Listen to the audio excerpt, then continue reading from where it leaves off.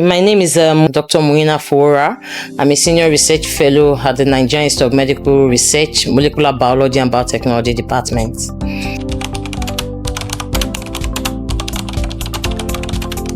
Okay, if we look at the history of Nigeria, almost every year we have cholera outbreaks in Nigeria.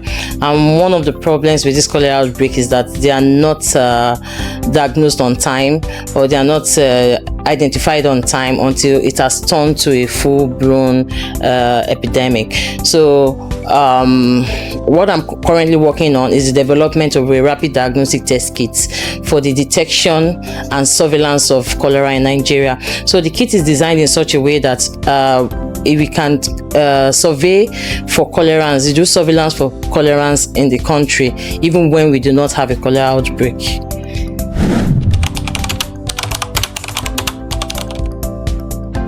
People are exposed to cholera when you have a fecal, as in feces, fecal contamination of anything. It could be water, it could be food. That's because cholera is mostly gotten when you have ingested something that is contaminated with that bacterium.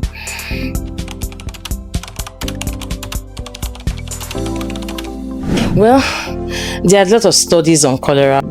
General findings is that it's transmitted through contaminated water or contaminated food.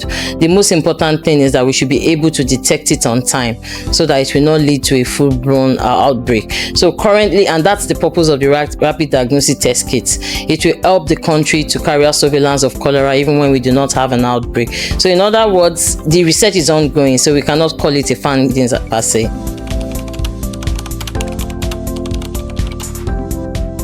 Yes, we have actually in-house, and the research is ongoing. However, it's almost at the final stage. But what is keeping it now is that apart from detecting Vibrio cholerae, the kit is actually also detecting enteromorrhagic E. coli. So that's one of the limitations of the kit right now, and we are still working on that limitation.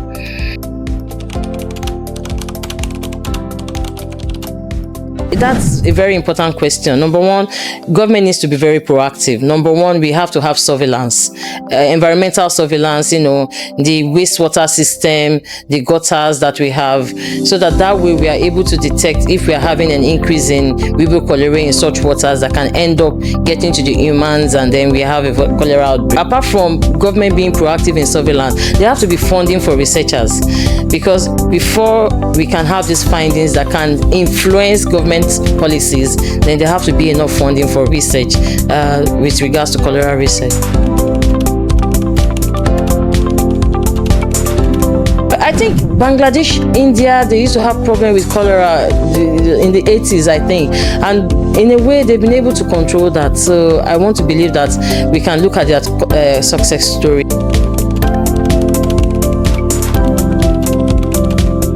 They need to take care of their environments. Water, sanitation and hygiene is important. So for the slum areas, we know that one of the problems they face is a problem of water, sanitation and hygiene. So they need to take care of that, water, sanitation and hygiene. So communities should ensure that their environments are clean, and apart from the community itself, personal hygiene is also important.